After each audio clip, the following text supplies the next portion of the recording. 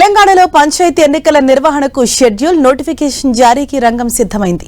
31 జిల్లాలోని 545 గ్రామీణ మండలాల్లోని 12,760 పంచాయతీలు 1,13,534 వార్డుల్లో నోటిఫికేషన్ జారీ కానుంది. ఏ క్షణమైనా ఎన్నికల షెడ్యూల్ వెలువరించేందుకు రాష్ట్ర ఎన్నికల సంఘం సన్నాహాలు చేపట్టింది. ఇవాళ వెలువడే హైకోర్టు తీర్పు, కేబినెట్ నిర్ణయాలకు అనుగుణంగా కార్యాచరణ చేపట్టాలని నిర్ణయించింది. దీంతో రేపు లేదా ఎల్లుండి షెడ్యూల్ నోటిఫికేషన్ వెలువడే అవకాశం ఉన్నట్లు తెలుస్తోంది.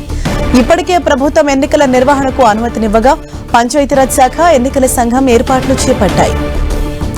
తెలంగాణ పంచాయతీరాజ్ శాఖ ఆదేశాల మేరకు ఎన్నికల కోసం రాష్ట్ర వ్యాప్తంగా అన్ని జిల్లాల్లో ఎస్సీ, ఎస్టీ, బీసీ, మహిళా రిజర్వేషన్లపై కలెక్టర్లు నిన్ననే గెజెట్ నోటిఫికేషన్ జారీ చేశారు. సుప్రీంకోర్టు ఆదేశాలకు అనుగుణంగా రాష్ట్ర బీసీ డెడికేటెడ్ కమిషన్ నివేదికను ప్రామాణికంగా తీసుకుని 50% లోపే రిజర్వేషన్లకు ఎంపిక చేసిన స్థానాలను ఇందులో వెల్లడించారు. వీటిని క్రోడీకరించి పంచాయతీరాజ్ శాఖ పూర్తిస్థాయి నివేదికను ఎన్నికల సంఘానికి నిన్న సాయంత్రం అందజేసింది. జిల్లాలోని పంచాయతీలు వార్డుల వారీగా ఓటర్ల జాబితాను కూడా సమర్పించింది. స్థానిక సంస్థల ఎన్నికలకు సంబంధించిన పిటిషన్లపై ఇవాళ హైకోర్టులో విచారణ జరగనుంది. వాస్తవానికి నిన్ననే విచారణ జరగాల్సి ఉండగా అది ఇవాళ్టికి వాయిదా పడింది.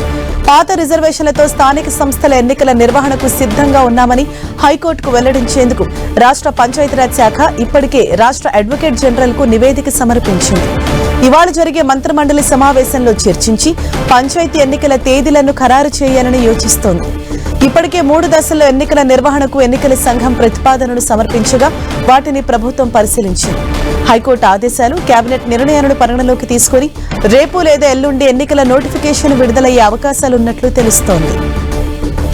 మరోవైపు పంచాయతీ ఎన్నికల నిర్వహణపై రాష్ట్ర ఎన్నికల కమిషన్ సమావేశం నిర్వహించింది. రాష్ట్ర ఎన్నికల కమిషనర్ రాణి కుముదిని, కార్యదర్శి మకరంద్, ఎన్నికల పరిశీలకులు, వ్యయ పరిశీలకులు ఇందులో పాల్గొన్నారు. ఎన్నికల నిర్వహణలో పరిశీలకుల పాత్ర కీలకమని, వారి బాధ్యతలు సమర్థంగా నిర్వహించాలన్నారు రాణి కుముదిని. ఎన్నికల మార్గదర్శకాలు, నిబంధనలు ఖచ్చితంగా పాటించాలన్నారు. ఉల్లంఘనలపై కఠిన చర్యలకు ఉపక్రమించాలన్నారు.